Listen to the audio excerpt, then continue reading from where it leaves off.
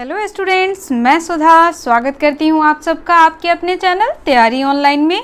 आज हम डिस्कस करने जा रहे हैं क्लास 9 का वर्कशीट नंबर 41 और वर्कशीट है 8 अक्टूबर 2020 का। आज का हमारा टॉपिक है राजनैतिक कार्यपालिका।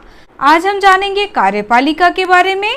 अगर आप हमारे चैनल पर नए हैं तो आप हमारे चैनल को सब्सक्राइब कर लें, बेल आइकन को दबाएं ताकि सभी नोटिफिकेशन आप तक पहुंचता रहे। वीडियो को लाइक करें और अपने दोस्तों के साथ शेयर करना बिल्कुल ना भूलें। तो बच्चों, आज का जो हमारा टॉपिक है वह लिया गया है लोकतांत्रिक राजनीति से और राजनैतिक कार्यपालिका संस्थाओं का कामकाज से लिया गया है। तो चलिए बच्चों, आज का यह टॉपिक राजनैतिक कार्यपालिका को स्टार्ट करते हैं। देश में संसद द्वारा पारित विधेयक या कानून को अमली जामा यानी लागू करना पहनाने के लिए कार्यपालिका की ज़रूरत होती है।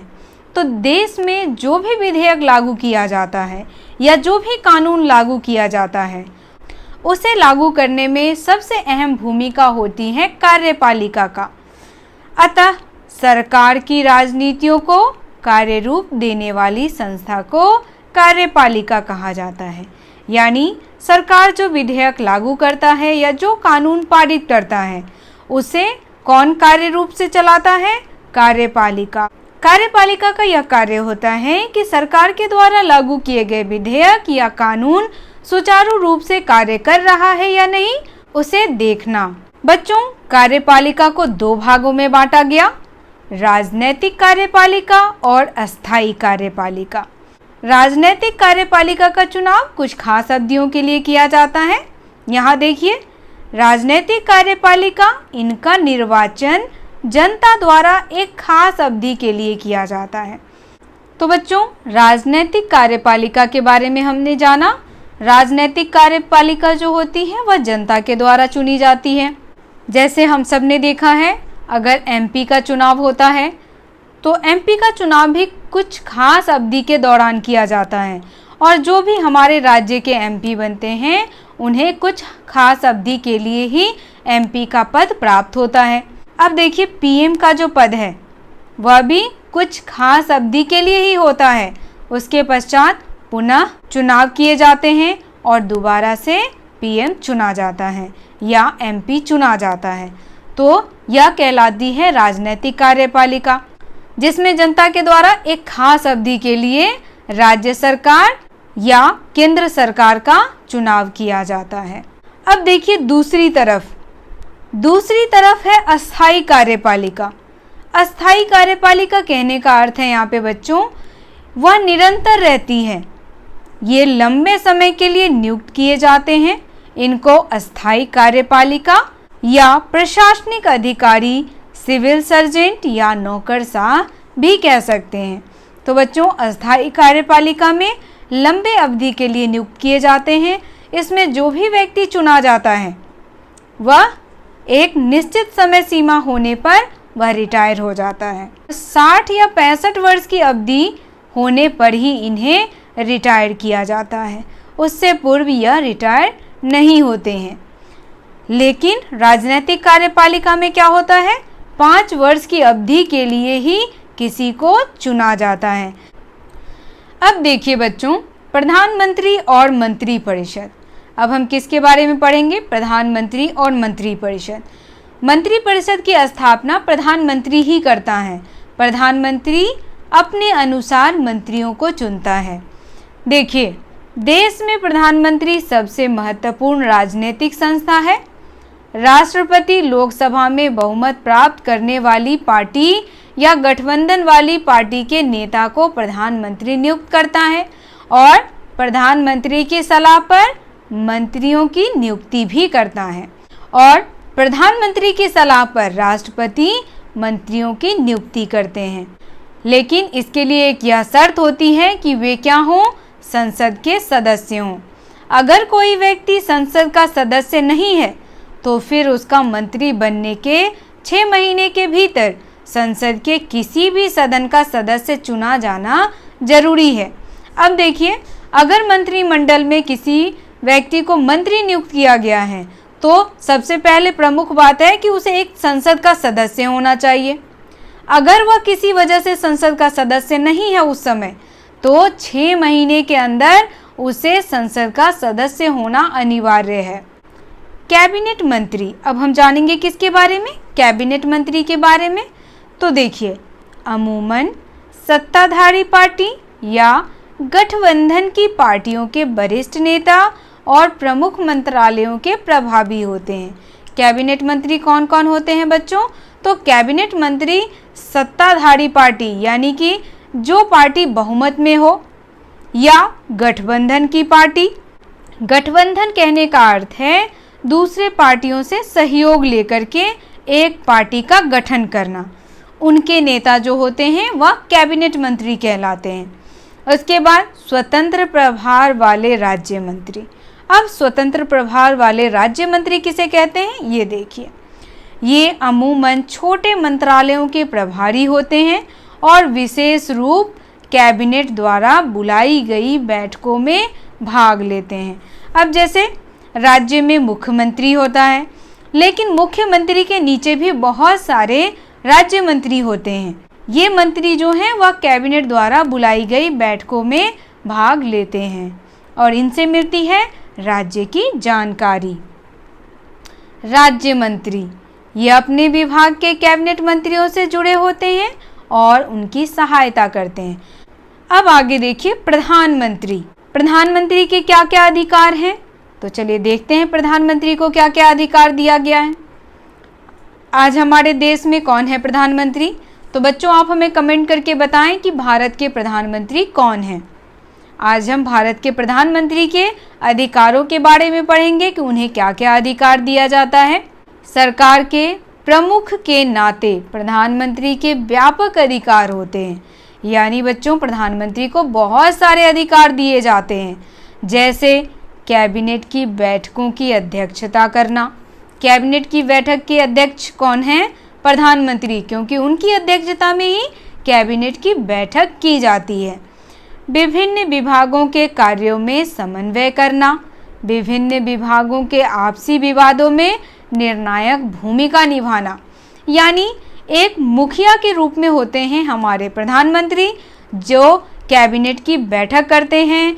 विभिन्न जो भी मामले होते हैं छोटे बड़े, वह उन्हें सुलझाते हैं। विभिन्न विभागों के कामों पर सामान्य निगरानी करना। निगरानी करने का अर्थ है यहाँ पे बच्चों देखरेख करना। उनका काम यह होता है जो भी कार्य किया जा रहा है वह सुचारू रूप से हो रहा है या नहीं, यह कौन देखता है? प्रधानमंत्री। सभी मंत्रियों को काम का वितरण करना और प्रधानमंत्री सभी को कार्य वितरण करते हैं, यानी किस मंत्री का क्या काम है, उसे क्या करना है, यह प्रधानमंत्री निश्चित करते हैं। कैबिनेट के भीतर सबसे प्रभावशाली व्यक्ति प्रधानमंत्री होता है।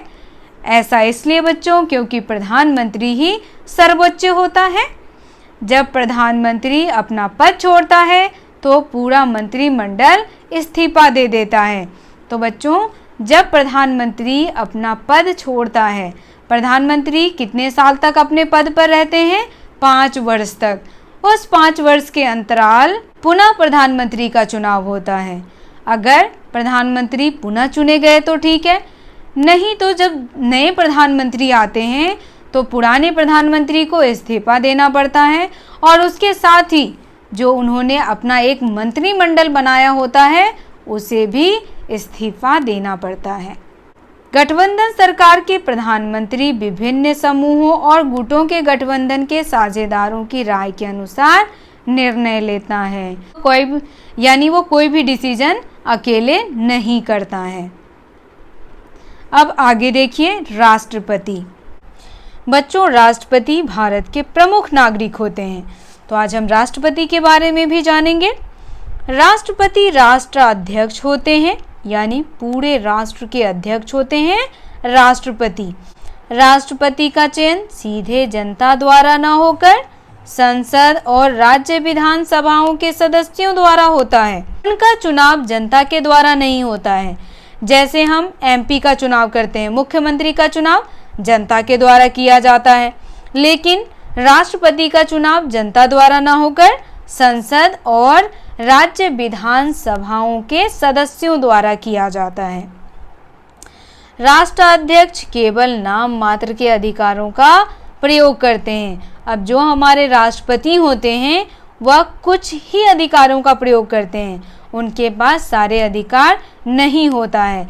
और बच्चों, राष्ट्रपति सेना के प्रमुख होते हैं, यह भी आप याद रखें। फिर भी देश के सभी राजनीतिक संस्थाओं के कामों की निगरानी राष्ट्रपति करते हैं।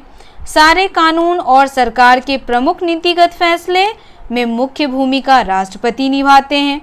सभी प्रमुख नियुक्तियां, जैसे भारत के मुख्य न्यायाधीश की नियुक्ति राष्ट्रपति के द्वारा होता है, राज्य के न्यायालयों के न्यायाधीशों की नियुक्ति, राज्यपालों की नियुक्ति, चुनाव आयुक्तों की नियुक्ति आदि सभी जो है वह राष्ट्रपति के द्वारा ही किया जाता है। भारत के रक्षा बलों का सुप्रीम कमांडर राष्ट्रपति होता है। अभी बच्चों, मैंने अभी आपको थोड़ी देर पहले ही बताया, राष्ट्रपति सेना का प्रमुख होते हैं। बिना राष्ट्रपति के इजाज़त के सेना कोई भी एक्शन नहीं ले सकती। कोई विधेयक राष्ट्रपति की मंजूरी के बाद ही कानून बनता है। जब तक राष्ट्रपति अपनी मंजूरी नहीं देंगे तब तक वह विधेयक नहीं पारित होगा। तो बच्चों, ये था राष्ट्रपति का अधिकार। हमने जाना आज किसके बारे में? प्रधानमंत्री के अधिकार के बारे में, राष्ट्रपति के अधिकार के बारे में, कार्यपालिका के बारे में। अब देखिए, कुछ प्रश्न दिए हुए हैं, अब हम इन प्रश्नों को भी हल करते हैं। पहला प्रश्न हमारा है, कार्यपालिका किसे कहते हैं तथा देश में इसकी जरूरत क्यों है? तो चलिए बच्चों, इसका उत्तर देख लेते हैं। तो यहाँ देखिए बच्चों, प्रश्न संख्या 1 का उत्तर होगा, कार्यपालिका सरकार की नीतियों को कार्य रूप देने वाली संस्था को कार्यपालिका कहा जाता है। तो प्रश्न संख्या 1 का उत्तर आप यहाँ से यहाँ तक लिख सकते हैं। उसके बाद कहा गया है बच्चों, इसकी ज़रूरत क्यों है? हमारे देश में इसकी ज़रूरत क्यों है? ताकि संसद द्वारा पारित विधेयकों या कानून को अमली जामा या लागू करने के लिए कार्यपालिका की ज़रूरत होती है। किसकी ज़रूरत होती है बच्चों? कार्यपालिका का। तो प्रश्न संख्या 1 का उत्तर यहाँ है। सबसे पहले आपको लिखना है कार्यपालिका किसे कहते हैं। तो यहाँ ये दिया हुआ है, सरकार की नीतियों को कार्य रूप देने वाली संस्था को कार्यपालिका कहते हैं। और इसकी ज़रूरत क्यों है? तो संसद द्वारा पारित विधेयक या कानून को लागू करने के लिए किसकी ज़रूरत होती है? कार्यपालिका की। तो ये हो गया हमारा प्रश्न संख्या पहले का उत्तर। आप यहाँ से प्रश्न संख्या पहले का उत्तर नोट कर सकते हैं। दूसरा प्रश्न हमारा है बच्चों, राजनैतिक कार्यपालिका और अस्थायी कार्यपालिका में क्या अंतर है? अब हमें राजनैतिक कार्यपालिका और अस्थायी कार्यपालिका में अंतर स्पष्ट करना है। तो बच्चों, अभी हमने पढ़ा राजनैतिक कार्यपालिका जो है वह कुछ समय के लिए ही क्या किया जाता है? निर्वाचित किया जाता है, और वो जनता के द्वारा निर्वाचित किया जाता है, तो कुछ अवधि के लिए ही होता है। लेकिन अस्थायी कार्यपालिका का जो चुनाव होता है वह उनके लिए एक समय सीमा तय की जाती है। तो चलिए इसका उत्तर भी देख लेते हैं। तो यहाँ देखिए बच्चों, प्रश्न संख्या 2 का उत्तर आप यहाँ से लिखेंगे, राजनीतिक कार्यपालिका, इनका निर्वाचन जनता द्वारा एक खास अवधि के लिए किया जाता है। और अस्थायी कार्यपालिका, ये लंबे समय के लिए नियुक्त किए जाते हैं। इनको अस्थायी कार्यपालिका या प्रशासनिक अधिकारी या सिविल सर्जेंट या नौकरशाह भी कहते हैं। तो ये है आपके प्रश्न संख्या 2 का उत्तर। अब तीसरा प्रश्न देखिए, हमारे देश में प्रधानमंत्री को कौन कौन से अधिकार प्राप्त हैं? वर्णन करें। हमें क्या बताना है? हमारे प्रधानमंत्री को क्या क्या अधिकार प्राप्त हैं। तो अभी हमने पढ़ा है प्रधानमंत्री को क्या क्या अधिकार प्राप्त हैं। तो चलिए इसका उत्तर भी देख लेते हैं। तो बच्चों, इसका उत्तर आप यहाँ से लिखेंगे, यह है प्रश्न संख्या 3 का उत्तर। कैबिनेट की बैठक की अध्यक्षता प्रधानमंत्री करता है। विभिन्न विभागों के कार्यों में समन्वय करना, विभिन्न विभागों के आपसी विवादों में निर्णायक भूमिका निभाना, विभिन्न विभागों के कामों पर सामान्य निगरानी करना, सभी मंत्रियों को काम का वितरण करना। ये क्या है? हमारे प्रधानमंत्री के अधिकार। अगला प्रश्न हमारा है, देश में राष्ट्रपति पद की भूमिका के महत्व को लिखिए। अब राष्ट्रपति के पद की क्या भूमिका है वह हमें बताना है। तो बच्चों, देश में राष्ट्रपति पद की भी एक महत्वपूर्ण भूमिका है। जो राष्ट्रपति की क्या भूमिका है, तो हमारे देश के राष्ट्रपति देश के सभी राजनीतिक संस्थाओं के कामों की निगरानी करते हैं। सारे कानून और सरकार के प्रमुख नीतिगत फैसले में राष्ट्रपति की मुख्य भूमिका होती है। सभी प्रमुख नियुक्तियां राष्ट्रपति के द्वारा की जाती है। जैसे भारत के मुख्य न्यायाधीश राष्ट्रपति द्वारा चुने जाते हैं, राज्य के न्यायालयों के न्यायाधीश राष्ट्रपति द्वारा चुने जाते हैं, राज्यपालों, चुनाव आयुक्त, इन सभी की नियुक्तियां राष्ट्रपति करते हैं। तो बच्चों, प्रश्न संख्या 4 का उत्तर आप यहाँ से लिख सकते हैं। आज का ये वर्कशीट यहीं समाप्त होता है। वर्कशीट आपको कैसा लगा आप हमें कमेंट करके बताएं। आप हमें इंस्टाग्राम, ट्विटर और फेसबुक पर भी फॉलो कर सकते हैं, लिंक आपको डिस्क्रिप्शन में मिल जाएगा। अगर आप हमारे चैनल पर नए हैं तो आप हमारे चैनल को सब्सक्राइब कर लें, बेल आइकन को दबाएं ताकि सभी नोटिफिकेशन आप तक पहुंचता रहे। वीडियो को लाइक करें और अपने दोस्तों को शेयर करना बिल्कुल ना भूलें ताकि उन्हें भी हमारे वीडियो से वर्कशीट को सॉल्व करने में हेल्प मिल सके। तो मिलते हैं अगले वर्कशीट में। आप सबका धन्यवाद।